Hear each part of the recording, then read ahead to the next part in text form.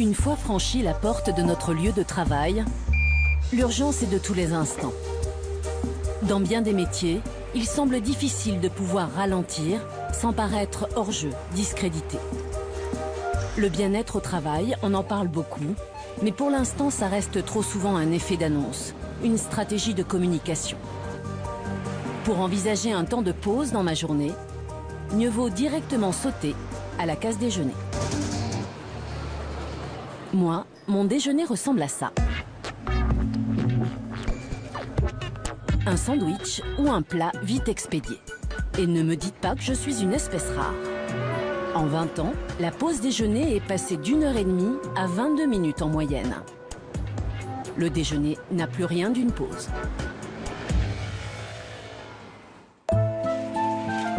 Avant de découvrir la slow life, j'avais vaguement entendu parler de la slow food.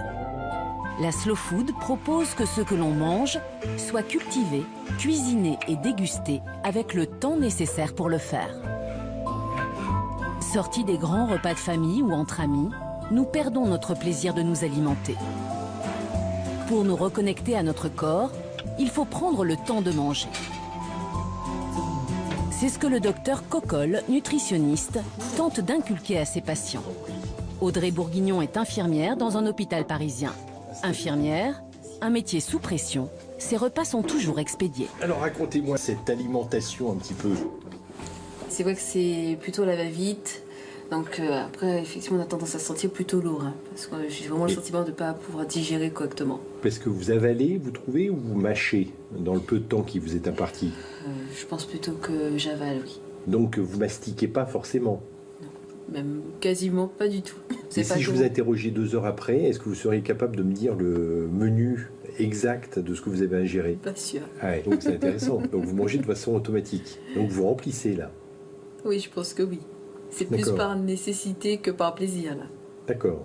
Il faudrait que vous puissiez manger plus lentement. Donc il faut prendre du temps. 20 minutes en mastiquant, en broyant les aliments pour créer ce qu'on appelle le bol alimentaire. C'est-à-dire que l'aliment doit être entouré de salive. Ça donne le temps au cerveau d'analyser en temps réel ce que vous êtes en train de porter en bouche. Oui. Ça procure du plaisir alimentaire. Et je me sentirai moins ballonnée comme ça. Vous vous sentirez moins ballonné et vous pourrez même perdre du poids avec ça. D'accord. Simplement, sans faire de régime, c'est du comportement alimentaire. On est dans une époque zapping où on va trop vite dans les choses. Or, le temps du repas est un temps fondamental qu'on ne doit pas oublier. Et vous avez des méthodes pour qu'on puisse apprendre à mieux manger? Oui, par exemple, cette fourchette... Pour l'aider à ralentir, le nutritionniste lui propose d'utiliser une slow fork, une fourchette qui vibre lorsqu'on enchaîne trop vite les bouchées.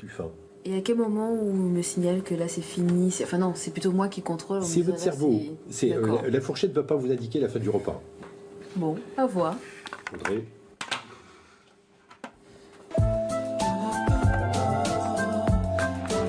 Avons-nous à ce point perdu nos intuitions pour avoir besoin d'une fourchette qui vibre afin de retrouver le plaisir de manger tranquillement? À peine sortie du bureau de son nutritionniste, Audrey profite de son jour de repos pour tenter de manger plus lentement. C'est l'heure de vérité. Ça fait bizarre de se dire que c'est surveillé.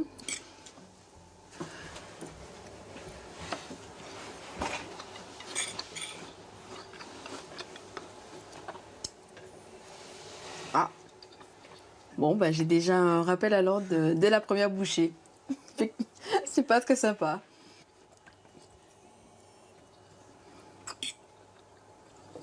Encore une fois.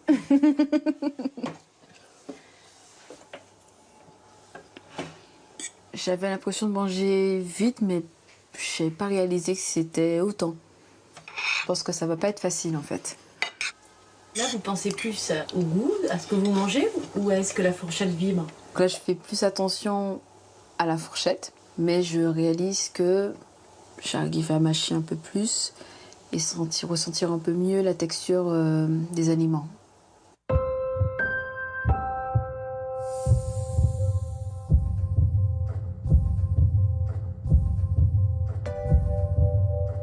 J'ai pris plus de temps pour me poser et ça fait du bien. Avec ou sans fourchette, j'ai compris qu'il me fallait prendre plus de temps pour déjeuner.